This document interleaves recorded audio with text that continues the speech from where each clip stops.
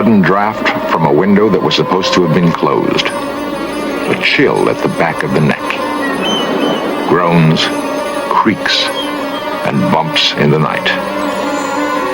Man has always been frightened by the dark, troubled by noises just beyond the reach of lights, occurrences just beyond the reach of understanding. A very dark, hooded, evil presence came from the hall. I didn't even have to see her distinctly. I just knew this is trouble, you know, and I'm going to do something about it. A ghostly apparition in the dark of night. What was it? And why did it come?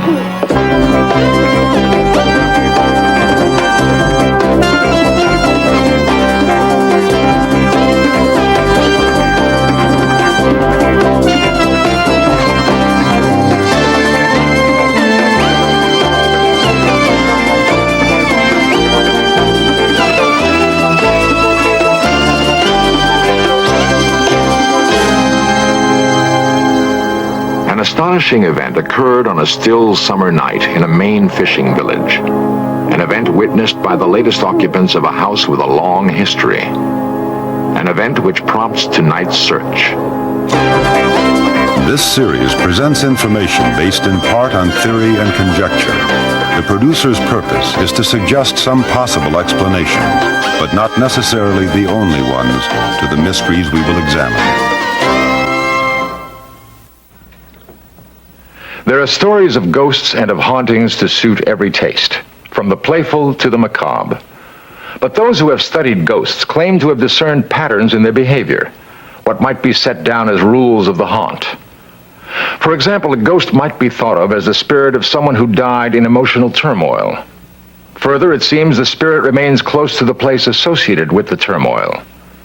Finally, it appears that the ghost wanders in its restless limbo until relieved of whatever its burden is. The best way to learn more about ghosts is to consult a ghost hunter. Hans Holzer understands the rules of ghostly behavior perhaps better than anyone else. It is his business to investigate hauntings. Holzer is a doctor of parapsychology and has written dozens of books on ghosts. Over the years, I've developed some pretty foolproof methods to explore the phenomena scientifically. I've used highly sensitive cameras and even more sensitive people, psychics, to get information which will lead to the discovery of a ghost. But in all my years of ghost hunting, I have never been afraid. After all, a ghost is only a fellow human being in trouble. Holzer may not be frightened by ghosts, but most of the people who call on him for help are. Perhaps this is because it is all so strange, because people instinctively fear what they do not understand. Ghosts are the surviving emotional memories of people who've died tragically and cannot leave the spot of their passing. They keep reliving their final moments over and over again, like a phonograph needle stuck in the final groove. You see, ghosts are not aware that they're dead. Ichabod Crane and the Headless Horseman came to life in the home and the work of Washington Irving. Some who care for the author's retreat think Irving may still be around himself. Holzer was asked to find out. It looked the part of a haunted house, all right, but the more I looked for hard evidence of a ghost, the more doubtful I became. Holzer had to pin down what had actually occurred in the old house. Well, I thought it was rather unusual one day. Our former librarian was reading Irving's will in the basement, and all the interpreters were down there, and we suddenly heard a crash upstairs. We ran up. It sounded like someone had fallen down the steps, and when we got upstairs, there was an iron sitting in the middle of the laundry, fallen from the table. Ghosts have been known to do such things, but Holzer feels there must be a suitable motive. He talked to Joseph Butler, curator of the Irving Museum and Library.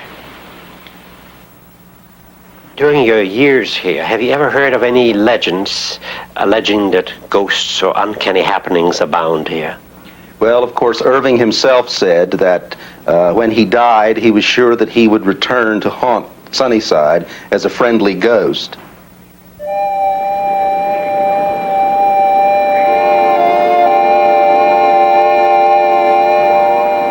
Irving's whimsical warning that he might return as a playful ghost didn't square with Holz's experience, his knowledge of ghost behavior.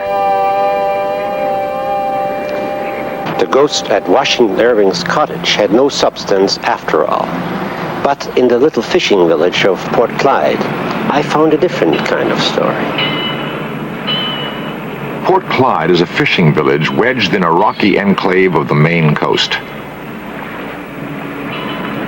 Indians fished these waters long before the Europeans came. Then, for a time, the Yankee whalers held sway here. They were strong, practical men steeled for long voyages in search of whale. They were replaced in time by fleets of cod fishermen, the same practical Yankee breed.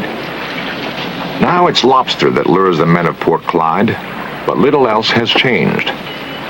Making a living from the sea still demands courage and skill, and there's little time for frivolous pursuits and wild imaginings.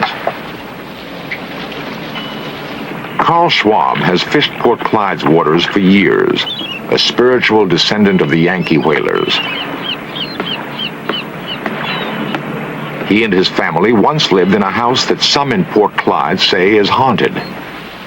But had Schwab ever seen or heard anything unusual at the old house? Not unusual, not for winds here in the wintertime. But I don't know much history of the house, other than what this has come up. So you'd be perfectly happy to... This is the ghost Carl Schwab was talking about. I first heard about it from brother and sister, Carol Schulte and Bob Olivieri. Carol and Bob had spent lazy summers with their parents in the Port Clyde house Carl Schwab once lived in. It was a fine retreat for the young people. A wonderful old house full of nooks and crannies and creaking wood. It was weather-worn, but comfortable. There was a night in the summer of 1972, however, which was not comfortable at all. It was the night Bob Olivieri became aware of a presence in his bedroom. One night, I was awakened by a noise in the hallway, like a pacing of footsteps. I had no idea what it was. I got up, and the sound stopped. And as soon as I got back in bed, I heard the noise again, these footsteps. I got up again, I came to the same spot, and it stopped. And so then I checked my parents' room, and they were sound asleep. I thought maybe it was my 3-year-old nephew. I went down the hallway, and I checked in his room, and he was sound asleep in a crib, and my sister was sound asleep. So then I came back in bed again. And while I was in bed, I got in bed, I heard the footsteps again. And they were coming up the hall, and they stopped. It seemed like it was at the edge of the hallway. And a few minutes later, I could feel something on my sheets, like a pressing, like someone pressing down. And there was nothing there, but I could see the sheets being indented. And it kept on coming up my body till finally at the end, something pulled my hair. And I was just scared for the rest of the night. I couldn't get to sleep. Carol, what exactly happened to you in this house when you slept here one night? Okay, first of all, I was sleeping in this bedroom in here, which is generally my mother's and father's bedroom, but I just happened to be sleeping here that night. And I was in a deep sleep. And my girlfriend was sleeping in that room with her animals. Now, one of her animals, a Siamese cat, came in and woke me up, or tried to wake me up several times, and I finally did wake up. I lay there and I thought, well, it'll go away, you know, and then it just kept rubbing against like my face and everything. So I was like this, and I sat up to turn this light on. I said, this is the only way I'm going to get rid of this cat, by turning the light on. And I sat up to do that, and I never got the light turned on because I sat up. I realized that there was a light there, And the cat, who is still here, was also looking at, this light, which was right at this window. At first, I saw a little figure. It was female, and she had her hands up to her mouth, as though she wasn't quite sure whether or not she wanted to do this. She was very shy, going like this. And of course, all this happened in a matter of split seconds. She got larger, and I realized that definitely it was a female figure with a white, the brightest white I'd ever seen, nightgown on, and very small shoulders, slender. And I said, Marion? Marion? Carol awakened me in the middle of the night by calling out my name quite urgently, and I woke up, and the first time I heard my name, I didn't want to respond to it because it frightened me. And then she screamed out my name louder again, so I blinked my eyes again, and I realized that I could see through her, and I realized then that it wasn't Marion. And she right away started communicating to me through her hands. Now her hands started to go through washing movements, and she got larger as she came to me. Now, as I got scared in direct proportion to her approach, and I knew that she wanted me to do something. She was desperate in a way, and at that point I really was scared, and I ducked under the covers, so to speak, and I just called Marion.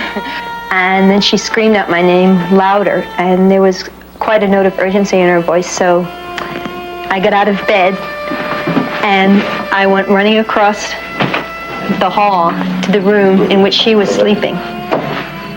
And she clutched at me and said, Marion, I have just seen a ghost. And I believed her because it was very real. Past my fear, I sensed that there was something evil. There was an evil presence. If Bob, Marion, and Carol truly experienced a ghostly visit, then Hans Holzer must determine whose ghost was abroad that night and find a way to put it to rest.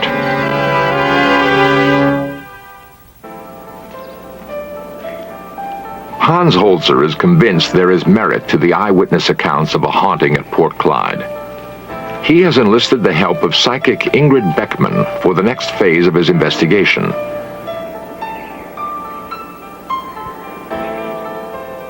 Ingrid works as a book designer for a New York publisher. She became aware of her psychic abilities, her special sensitivities to emanations 5 years ago, and has worked with Holzer on a number of similar investigations. She knows nothing about Port Clyde, the former occupants of the old house, or the circumstances of the haunting.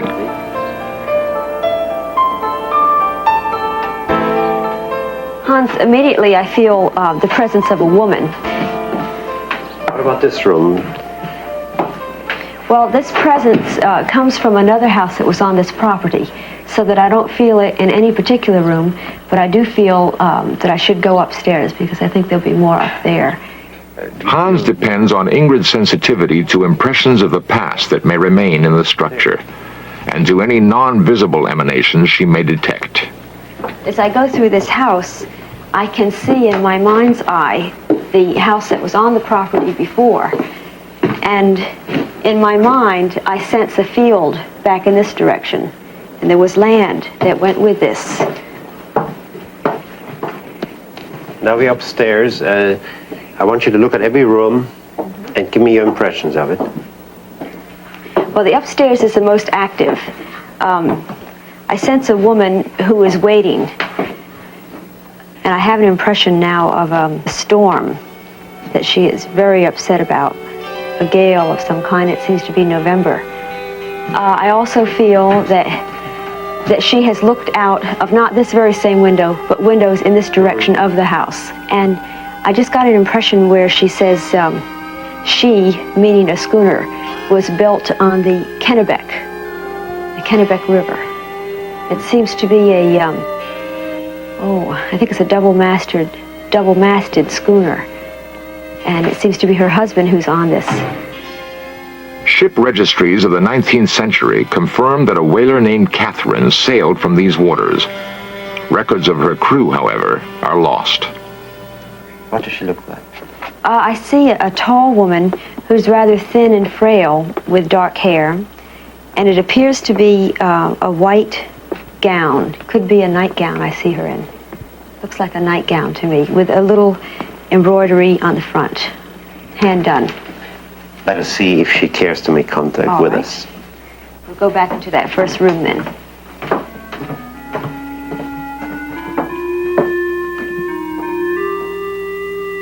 If the entity is present and wishes to talk to us, we've come as friends. She's very unhappy here, Hans. She says her family hails from England. I get her name is Margaret. Margaret what? Something like H or something of that sort. I'm not getting the whole name. What period are we in now? This is, now she says 1843. She's very unhappy because she wanted to settle in Kennebunk. She does not like it here. She doesn't like the responsibilities of the house. How did she get here? Her husband liked it in this fishing village. She was very unhappy about his choice. Now, is she here? She calls Kennebunk the city. That to her is a center. Why is she still here? She's left with all this responsibility. Her husband went on a ship. Her husband had a commission What kind of a commission? on a whaling ship. What was the name of the ship? St. Catherine or St. Catherine's. The ship didn't come back. No. Where did they get married? In what church? Lutheran. Does she remember the name of the minister? Thorpe. Thomas Thorpe. When they were married, was that in this town? No. What town was it in? Long way away. Some kind of a province of a place. And they came right here after that. Went into Saco. And then where did they move to? Clyde. Port Clyde. Now, she and her husband lived here alone. 2 children. What were their names? Philip. But he went to sea. And the other one? Francis. Did he go to sea too? No. What happened to him? I think Francis died. What did he die of? I get cholera. What? Cholera? Cholera. And He was 17. Ingrid has come up with some hard information about the ghost. The family name Hatton, the time they lived in Port Clyde, and a ship named Catherine.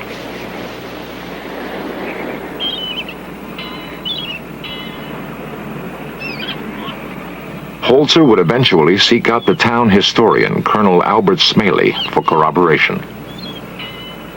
now, to the best of your knowledge, does the name Samuel and Hatton mean anything in connection with this area? Yes, Samuel Hatton lived at Port Clyde prior to 1850. That I'm sure about. What profession did he have? Sailor. Was there a ship called the St. Catherine in this part? Yes, there was. And would it have been built at the Kennebec River? Or connected with it in some way? As I recall, it was, and I believe it was built in the Sewell Yard in the Kennebec River. Do you know the area of Port Clyde where the Leah Davis house now stands? Prior to this house, were there any houses in the immediate area? I've always been told that there was a house there. The Davis that owned it told me that he built on an old cellar. And how far back would that go? The new house was built around 1870. And there was one before that? And there was one before that. A sailor's wife, living alone for months at a time, in a town she didn't like, with the burden of her duties weighing heavily on her. Heavily enough, Holzer thinks, to have kept her long past her time. The problem is clear. Free her if he can. And she's alone now? Yes, she is. Is she aware of her passing? No, she's very concerned over the flocks. She says it's now come April, and it's time for shearing. Is she aware of the people in the house now? She wants to communicate. What does she want them to do for her? She wants for them to help her with the farm. She says it's too much. And the soil is all rocky. And she can't get labor from the town. She's having a terrible time. Can you see her? Yes, I do see her. Can she see you? Yes. Tell her that this is 1976 and that much time has passed. Does she understand this? She just keeps complaining she has no one to write letters to.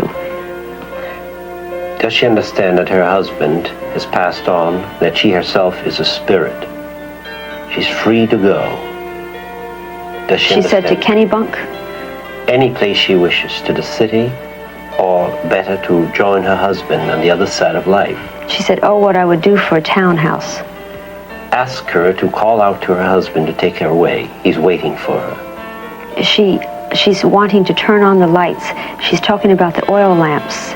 She wants them all lit. Tell her the people here will take good care of the house, of the lamps, and of the land. And she's saying no tallow for the kitchen. Not to worry. And the root cellar is empty. Does she see him? Yes. Are they going off together?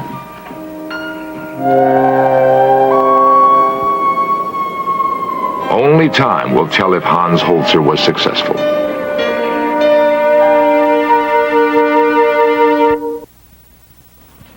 We've learned some things from Hans Holzer's ghost hunt at Port Clyde. Learned, for example, that if we accept the possibility that ghosts exist, we can begin to study their behavior in a systematic way. The study of ghosts is more than just a fascinating mental exercise, however. If Professor Holzer is right about ghosts being nothing more than people in trouble, it is our responsibility to help them. It would be nice to think that help would be available to us if our lives went awry, if our spirits were to move restlessly in the night.